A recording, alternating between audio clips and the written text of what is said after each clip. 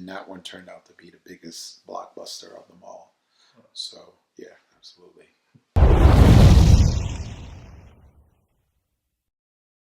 What's up, guys? Ozzy here. It's another segment of the Millionaire Snake Breeder series, where we cover business topics related to the hobby. So we have some questions from the last video, so we're going to go through some of those questions.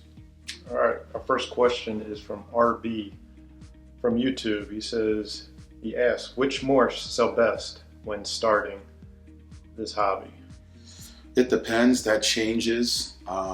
Just like anything else, the demand for one gene or another gene may shift, may change. My advice to you is to pick up stuff that you like, that you're going to enjoy working with, and then produce some cool stuff with it. And it's also good to have a nice variety of genes in your collection. He also asks, how do you utilize the space if you don't have much to work with or a facility? Well, yeah, fortunately, ball pythons, they don't take up a lot of space. If you buy professional racks, I would say save up the money and invest in a professional rack, because they're very efficient, use of space. So you could have quite a few animals in a very small room. Me personally, I started in a spare bedroom.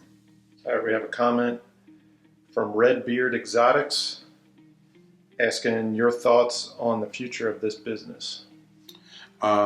This business is, it blows me away. Like, I'm shocked at how much this business has grown and how profitable it has been for me. And I track my sales, average sales price, gross sales. I track that pretty closely every year. And every year since I started, it always increases year after year. With very little effort on my part, because for a long time I was just doing this as a side hobby thing for the first 17 years actually, and it continues to grow. As far as the future goes, like, we're in gold rush mode right now. The growth is insane, the demand is insane. The number of new people getting into the hobby every year is insane, and that's why the profit margins are just through the roof. And if you sit down with a pen and paper and actually calculate the return on investment for some of your purchases, it's unbelievable. I mean, thousands of percents, thousand plus percent return on an investment. So you're saying the future's bright? So the future looks really, really bright. I would imagine at some point it's going to plateau. Like, we're not going to be making these kind of returns indefinitely. At least I don't think we can. I mean, but there's 8 billion people in the world, and I'm pretty sure there's a lot of would-be snake breeders out there. If they get exposed to the hobby, they're going to get hooked, just like the rest of us. So all of you guys that are out there that are putting out content on social media, taking pictures, doing video, kudos to you. Keep it up, because that's helping to grow our hobby. So yeah, this hobby is powerful. Christian, hopefully I say this correctly, Eiffel, would like you to explain the theory on high intensity orange dream. All right, so I did an interview with Gavin from Balls to You, Gavin from the UK. I suggest that you check out that video. We could put a link in the show notes, but we discussed that in detail. Okay, the next question from Gen Z Reptiles. Do you run other businesses, and if so, what are they? Well, so I'm doing a spin-off of the rodent business from Ozzy Boys. I've been working on that for the past couple of years.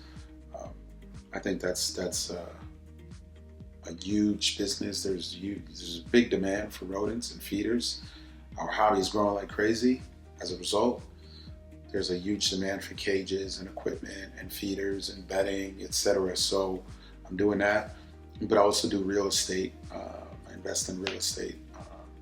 That's another passion of mine, and that's the other business that I run. I spend most of my time on. From Robert Witter, I'd like to know why you pair jeans and what result are you trying to achieve?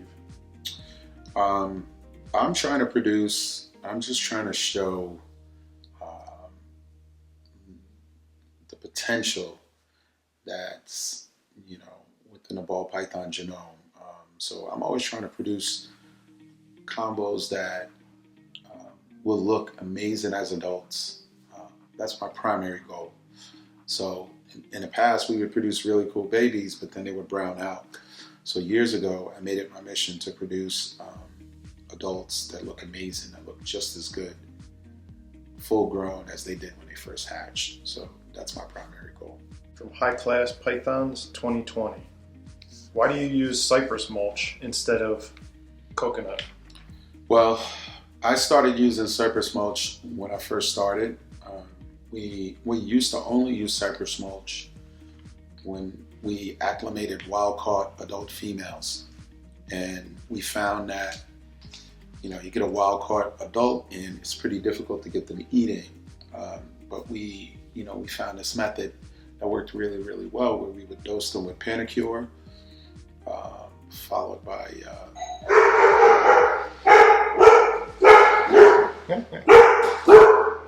Ali, can you get the groceries? Followed by 3 doses of Flagyl, and then we would put them on cypress mulch, and they would eat. So I've been using cypress mulch for the past 20 years, and I was using cypress mulch before cocoa even existed. So I'm kind of set in my ways. If I couldn't source 100% pure cypress mulch anymore, I would use cocoa as an alternative, but my preference is cypress. It just has better consistency, it's easier, and I think it lasts longer as well. But, cocoa is a perfectly good substrate. We have a few questions from KMB Reptiles. First, like some more info on how you track everything for taxes and how you make sure you are making the most out of your business without losing money. All right, so it's really, really critical. I did a video, my first video in this series, we talked about business formation. It's really, really critical to set up your business and keep it completely separate from your personal stuff. So you need a business checking account, you need a business credit card, a business PayPal, and then keep all your personal stuff separate. That's the first step. Then you have to track. For a long time I used a spreadsheet where I would just track my expenses, track my shipping expenses. With Ship Your Reptiles, you can generate a report at the end of the year that shows all your shipping costs. But now I use a service called Bench. And Bench is basically a bookkeeping service. They have access to my accounts, to my Square account, to my checking account, my PayPal account, and they basically handle my books for a small fee. I hate doing books, so farming that out to somebody else was a big move for me in the right direction, and I recommend you guys look into it. That way you have your books in order. They're also asking animals you passed on and regret, if you have any. There's been quite a few over the years.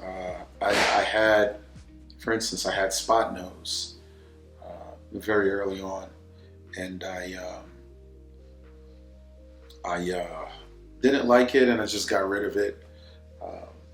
And then when I started to see some of the crazy Batman combos Justin was putting out, I had to go out and pick up some spot nose. But I even made orange dream spot nose years ago, I think like in 2006, very early on. And I just gave up on a project, and there's several projects like that.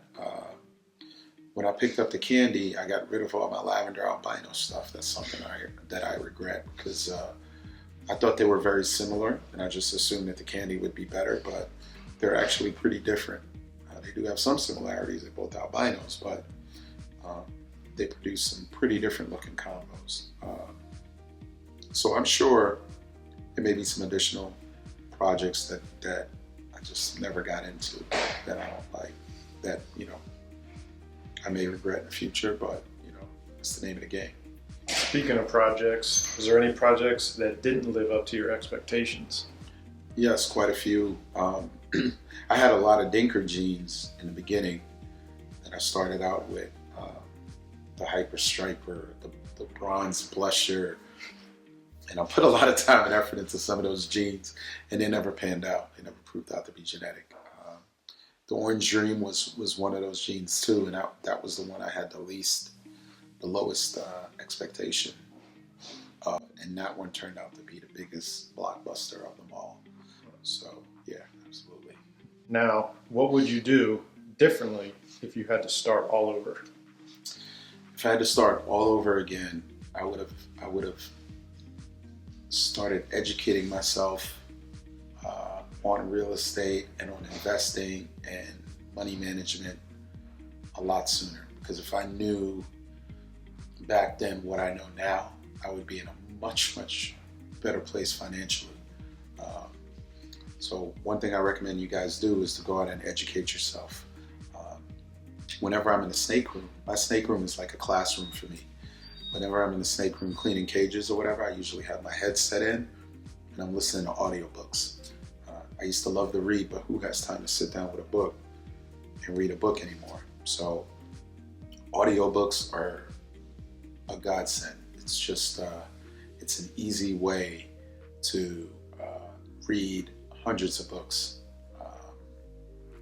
while you're doing something else. So whenever I'm in the snake room or, whenever we're cleaning rodents or feeding or whatever, I'm usually educating myself on topics such as real estate, stock, investing, mindset, business formation, business management, etc. Always trying to learn and grow and take it to the next level. And you'll start recommending books? Yes, absolutely. Okay. So one book I'll recommend to you guys right off the top from the Rich Dad, Poor Dad series is Cash Flow Quadrant.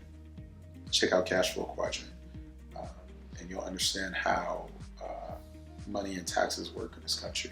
It's pretty fascinating. It's a good book. Our next question is from Mark Bouchard. He'd like to know your experience with high intensity Orange Dream, and is there too much false information out there?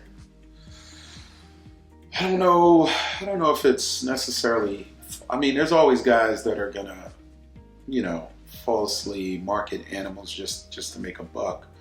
But I don't know that there's a lot of false information out there. I think there's a lot of